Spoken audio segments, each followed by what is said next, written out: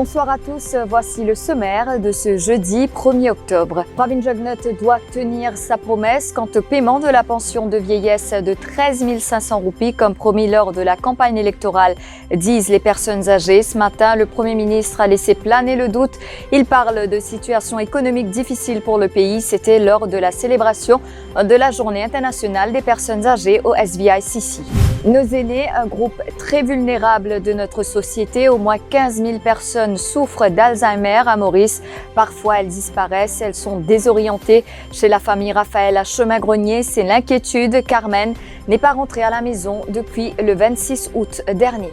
Alors qu'ils devaient être en confinement chez eux, certains membres d'équipage d'Air Mauritius ont été aperçus dans des supermarchés ou rassemblements. Le ministère de la Santé effectuera désormais des visites surprises. Un adolescent de 15 ans porte plainte contre une femme de 22 ans pour relations sexuelles. Le mineur allègue que les faits se sont produits au domicile de la femme dans la capitale. En cette journée mondiale du chocolat, on vous emmène à la fin de cette édition dans l'unique culture de cacao du pays. Elle se trouve à Sébastopol, où la famille Kanji fabrique du chocolat 100% bio. Pravin Jugnauth assure le gouvernement donnera le support nécessaire et aidera à l'amélioration de la vie des personnes âgées. Cela malgré la situation économique actuelle liée à la Covid-19, mais laisse planer le doute quant au paiement de la pension de vieillesse à 13 500 roupies d'ici 2024. C'était ce matin à l'occasion de la Journée internationale des personnes âgées au SVICC à Paille. Dans la campagne électorale, nous disons qu'il nous faut augmenter la pension avant la fin du mandat du gouvernement, 13 500 euros. Nous sommes bien contents de nous applaudir parce que ça c'était pendant la campagne. Ce qui nous dit nous pouvons faire. Entre-temps, nous avons gagné Covid-19. Nous avons gagné Covid-19 qui finit pas seulement mettre Maurice, qui met le monde à zéro. Vous besoin dire, et surtout, vous dire ça, nous avons signaux qui nous Covid-19 dans Maurice, mais seulement sur l'impact de l'économie, est énorme. Dans tout le secteur. Et au fait, tout l'économie, dans le monde, Maurice pas une exception, peut contracter. Ça veut dire, ça gâteau qui nous peut prévoir, à nous dire, quand nous peut faire campagne, nous dire, nous pouvons faire gâteau là grossir pour qu'il chacun gagne un plus gros part. Malheureusement, gâteau là peut rétrécir, peut une petite. À tel point, qui dans l'institution internationale, je peux dire, tout le pays, je peux dire, revoir une prestation au niveau de sécurité sociale. Si vous avez une grande l'économie, je peux gagner une difficulté, pareil, nous tous pouvons faire face aux difficultés. Et dans certains pays, peut même, il y a une réduction. Mais laisse-moi dire une affaire. En tout cas,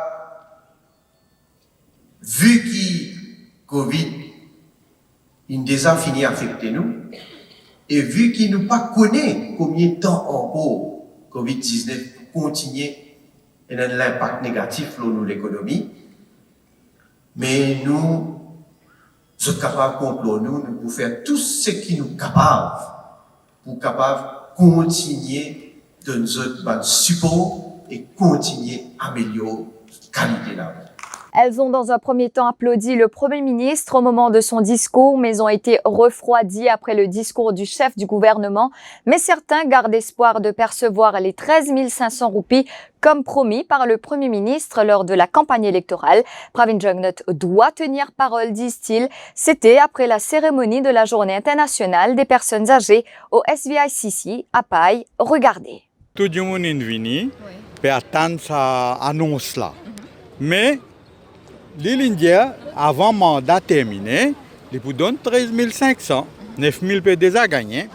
Mais puisque, comment dire, il y a un peu de difficulté, Alors, les peines données pour le moment, tout le monde peut attendre qu'il peut-être lui donne en partie. Parce qu'il y a 4 ans, 5 ans.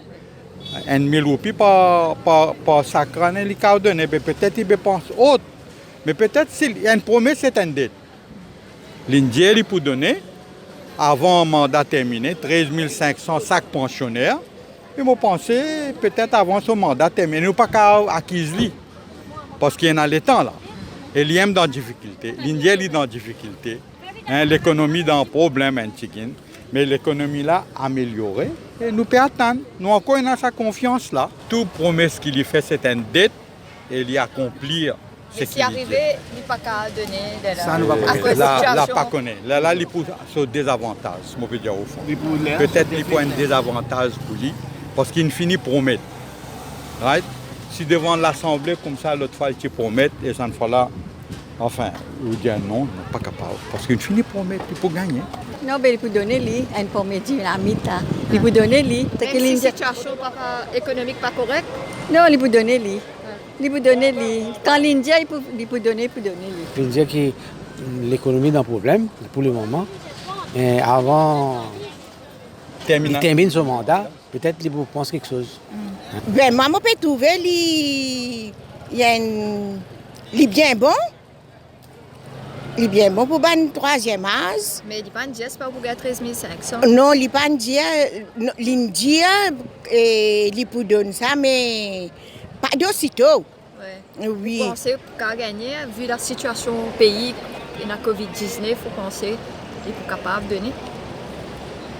Je ne suis pas capable de dire ça. Et une maladie qui touche les personnes âgées, zoom sur l'Alzheimer. Au moins 15 000 personnes en souffrent à Maurice.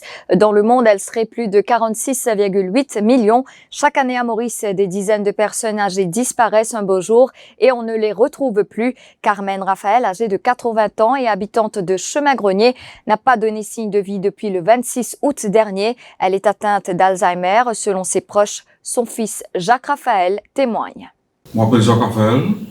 J'habite sur mes gagnants. Mercredi, le 26 août, mon maman, il perdit. Il perdit, il porte un zip noir, un blouse crème, un gilet rose. Il y a un sac noir sur la main avec un badge. Quand nous trouvons, mais c'est la première fois qu'il arrive ça. On a envie, man radio plus, man citoyen, man public, c'est trouvé dans la côte qui reprend, autres éléments qui nous capables de retrouver. Parce qu'il va faire après un mois passé, qui ne prend pas aucune nouvelle, mais j'espérais qu'il nous trouve, parce que tout le monde dans la famille, nous pouvons mobiliser, nous pouvons chercher, et nous ne pouvons pas aucun recours. Oui, il y a habitué ce outil, mais c'est la première fois qu'il donne ce outil. Qui dit pas retourne la case. Un autre renseignement, il y a un petit mot brûlé dans ce licou et dans ce main. Comme ça, je suis capable d'identifier les autres remarques. Le dernier rapport indique, je vous le disais, que Maurice compterait 15 000 cas, mais d'ici 2030, ce nombre devrait doubler. Selon les prévisions, le nombre de personnes âgées de plus de 60 ans représente 14 à 15% de la population mauricienne. Comme cette maladie est associée au vieillissement, plus la population vieillit, plus on aura des personnes atteintes de démence ou d'Alzheimer. Le défi est maintenant le coût qu'implique la prise en charge des malades. Le docteur Amina Sourefane, président de l'association Alzheimer, fait le point. Donc, les symptômes, tout le monde pas pareil, tout le monde pas le même problème. La désorientation, oui, c'est un symptôme important. Et donc, quand nous évaluons cette personne-là, donc, à mesure que la maladie peut progresser, nous informons la famille, nous accompagnons comment pour vivre avec cette personne-là et qui bonne précaution vous prendre, qui bonne chose qui vous continue vivre avec la personne, vous continue vivre dans la famille, mais avec certaines précautions, certaines choses qui nous ont surveillées. Ça dépend qui stage ce démence invini.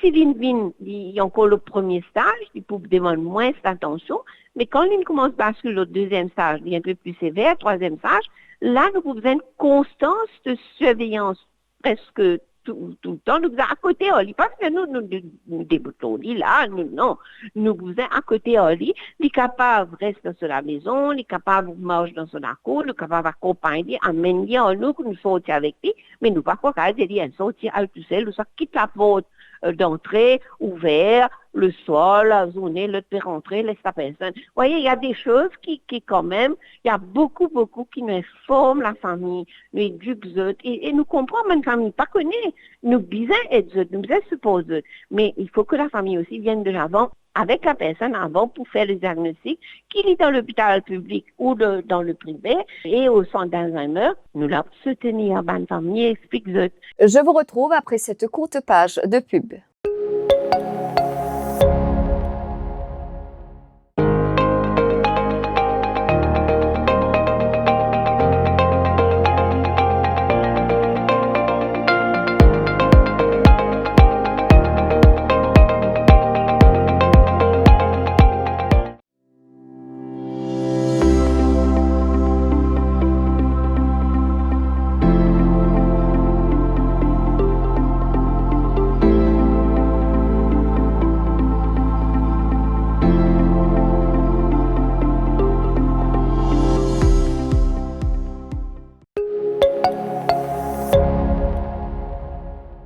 Des membres de l'équipage d'Air Mauritius ne respectent pas l'isolement à domicile. Certains ont été surpris dans des supermarchés ou dans des rassemblements, et cela alors qu'ils devaient être confinés chez eux. C'est ce qu'indique une lettre adressée aux membres d'équipage par le capitaine Samadé Souf. Le ministère de la Santé a soumis un rapport d'évaluation à Air Mauritius concernant le protocole COVID-19 qui doit être observé par le personnel. Shivani Venkatachelum, il fait mention que certaines personnes mettent à risque la santé des autres. La santé de tout à chacun est à risque malgré les multiples rappels et communications effectués par les autorités. C'est ce qui est écrit dans cette lettre adressée à tous les membres d'équipage de MK. L'administration de la compagnie a été informée par les autorités que certains employés n'adhéraient pas aux règlements instaurés et liés à la COVID-19. On parle là de l'isolement à domicile. Certains membres d'équipage ont été surpris dans des supermarchés et d'autres dans des rassemblements pendant leur période de quarantaine. Ainsi, de nouvelles mesures ont été instaurées. Parmi le ministère de la Santé effectuera des visites surprises au domicile des personnes concernées. L'administration rappelle que le non-respect des règlements peut mener à un délit criminel sous la Quarantine Act. Air Mauritius soutient également que des actions disciplinaires seront prises si une personne enfreint le protocole mis en place par le ministère de la Santé. Une habitante de la capitale est accusée d'avoir eu des relations sexuelles avec son petit ami, un mineur de 15 ans. L'adolescent a porté plainte à la police hier en présence de son oncle. Dans sa déposition, il relate qu'il avait rendez-vous avec sa petite amie âgée de 22 ans lundi soir. Ensuite, ils se sont rendus au Champ de Mars pour consommer de l'alcool. Par la suite, selon l'ado, ils se sont rendus chez sa petite amie où ils ont eu des relations sexuelles. L'adolescent a été hospitalisé après avoir consigné sa déposition. Les officiers du ministère de la Santé examinent les delivery notes de la société Asmac Co-Limited, une tâche qui devrait faciliter l'inspection des produits placés chez des revendeurs à travers le pays. C'est ce qu'affirme le Director of Public Health and Food Safety. Vous le savez, 27 tonnes de produits impropres à la consommation ont été saisis dans l'entrepôt de cette entreprise cette semaine. Du bœuf, du poulet, du poisson et du mouton, entre autres. Prem Boulaki souligne cependant que la compagnie coopère pleinement avec les autorités. Nous finissons de checker sur une delivery note, ça veut dire partout quand il a livré. Nous pouvons checker ça la liste quand il a livré là. Là, nous pouvons descendre dans cette place là, nous pouvons faire un contrôle, nous pouvons faire une saisie. Panier peut coopérer, je vais donner toute une documentation. Et il est possible qu'il inquiry pour finir aujourd'hui, là pas. À partir de là, nous pouvons décider qu'il y a une section de la loi qui enfreint. Là, nous pouvons prendre une action. Et ce qui est plus important, nous devons faire une procédure parce qu'il y a un magistrat qui a signé sur la destruction. Quand nous pouvons détruire tout ça là dans Morsicose. Des centaines de familles de Vallée des Prêtres, Chitrakoot, Morcellement, Ramlogun et les autres régions en hauteur sont dans la tourmente. Le robinet ne coulera plus dès demain matin. Ces régions seront alimentées une seule fois par jour, soit de 16h à 21h. Trop tard, disent les habitants.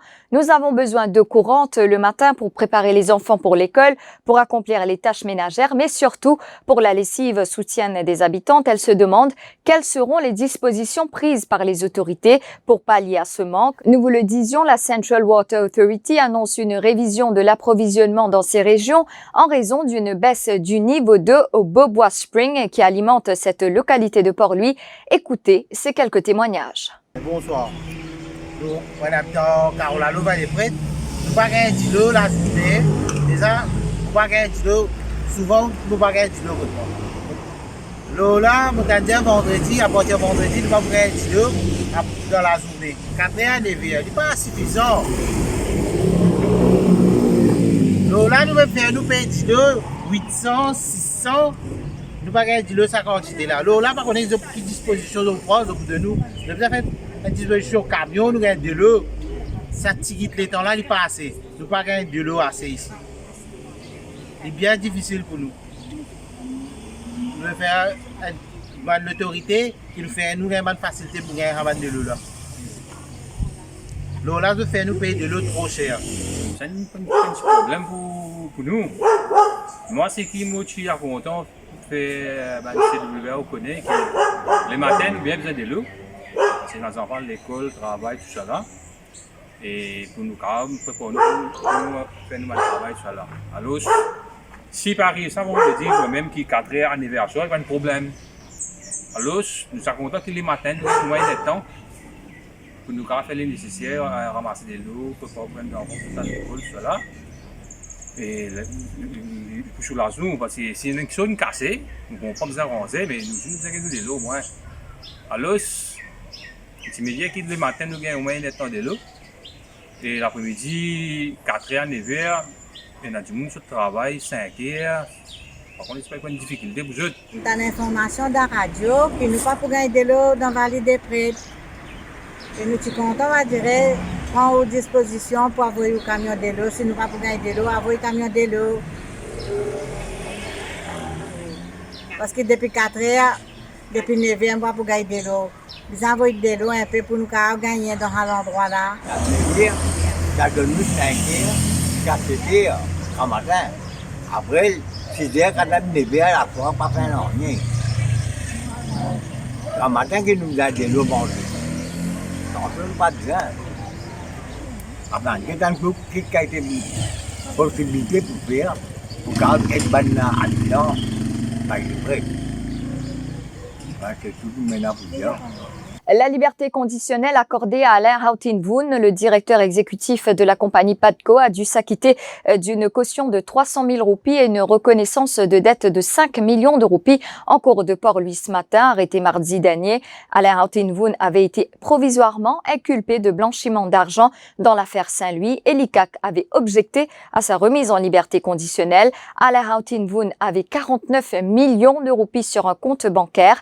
Au moment des faits, il était concerné dans la gestion en tant que directeur général de Padco Limited. La compagnie agissait comme sous-traitant de Bumwister & Wayne Scandinavian Contractor pour le projet de la centrale thermique de Saint-Louis au coût de 4,3 milliards de roupies. En ce jeudi, nous célébrons la journée mondiale du chocolat. Cette date est un véritable pain béni pour les amoureux du cacao. Pour se régaler, on se rend dans le domaine du cacaoyer à Sébastopol, dans cette unique culture de cacao de la famille Kanji, où le chocolat se fabrique localement et 100% bio.